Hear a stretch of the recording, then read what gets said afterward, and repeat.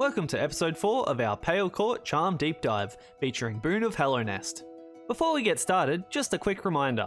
To gain access to these charms, just make sure you've beaten the dream version of Dung Defender, who is located right here. With that out of the way, let's jump into it.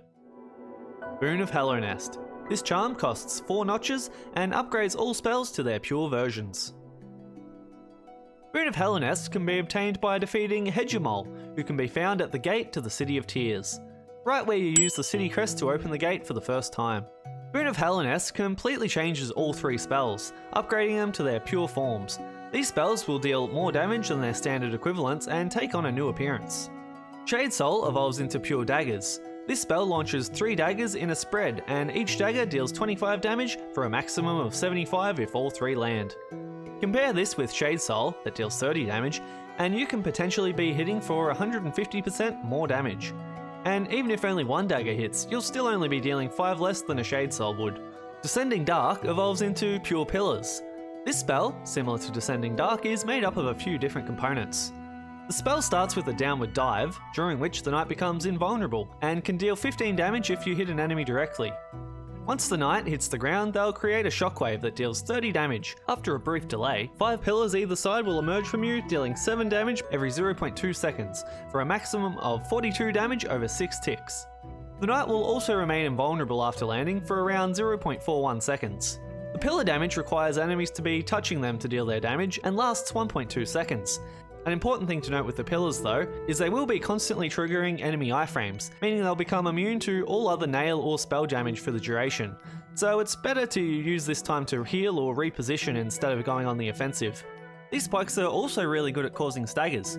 I had no idea this was even a thing before researching for the video, but it turns out hitting a boss with consecutive hits builds up a combo that causes bonus stagger build-up. Only number of hits matter for this and not damage, meaning the rapid small damage hits of the spikes builds up the stagger combo really fast. Oh, and pillars can also be used to pogo on, like normal spikes.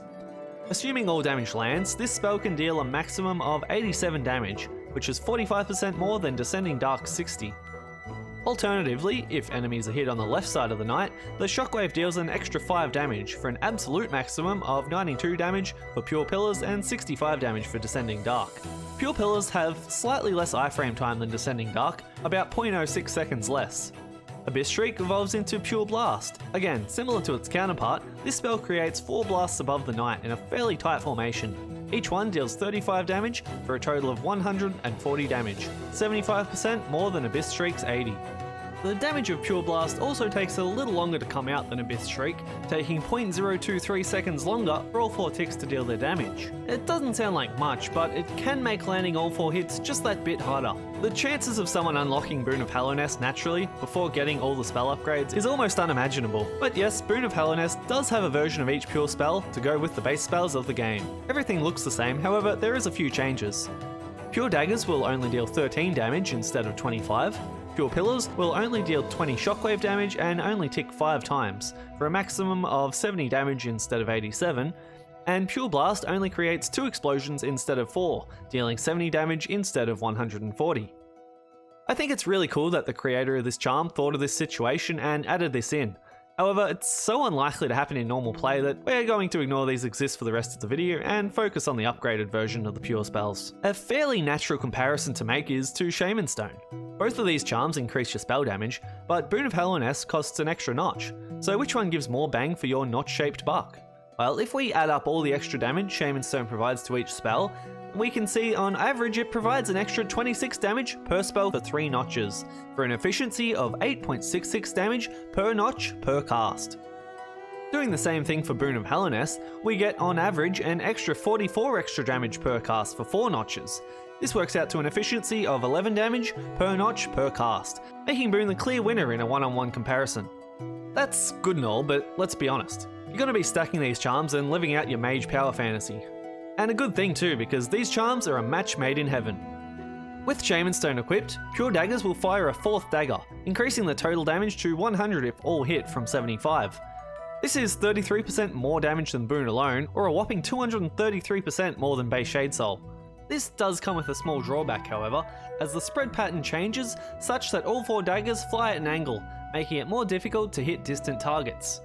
Pure Pillars gets its direct impact damage increased to 23 from 15, its explosion damage increased to 50 from 30, and each tick of pillar damage increased from 7 to 11, for a maximum total damage of 139 up from 87, an increase of just under 60%, or 131% compared to the base Descending Dark.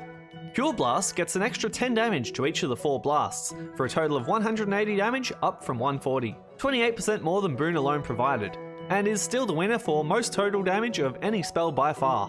While 28% sounds low, its base numbers are so much higher than the other spells that the 40 extra damage is still a significant boost. Compared to base Abyss Shriek, this one hits 125% harder. So as you can see by the numbers here, things can get really crazy. And if we throw in Spell Twister as well, a full tank of soul can be hitting for 400 damage with daggers or 720 damage with Pure Blast in a window of only 2 to 3 seconds, translating to an insane burst of 200 to 218 DPS. This makes Pure Blast one of the best ways to convert soul into damage in the entire game, putting out 7.5 damage per point of soul spent, assuming everything lands. This only loses out to King's Honor Hatchlings at the number 1 spot. I'll probably do a short video getting more into these efficiencies at a later date if anyone's curious, but the main thing to take away here is Spell Go Brr. Shaman Stone and Spell Twister obviously have one of the biggest synergies with Boon of Hallownest, and I'd generally recommend using the 3 charms together. But this does leave 3 more notches for either survivability or soul generation. Any soul generating charm's gonna work with Boon, however my preference would be Grub Song and Weaver Song. This combo will allow Weaverlings to generate 3 soul every time they hit an enemy, as well as deal a bit of extra damage, and I just personally enjoy the passive and constant trickle of soul coming in. As for charms to avoid, definitely Fluke Nest. Fluke Nest will overwrite the dagger spell and will generally deal less damage than landing all 3 daggers. It does come close if you can abuse the bug that allows flukes to hit multiple times, but honestly, for an extra 3 notches it's not worth the effort and is a lot harder to pull off. Sorry Fluke Mum, but you were kinda weird anyway. Overall, Boon of Hallownest is an incredible charm, and well worth its 4 notch cost.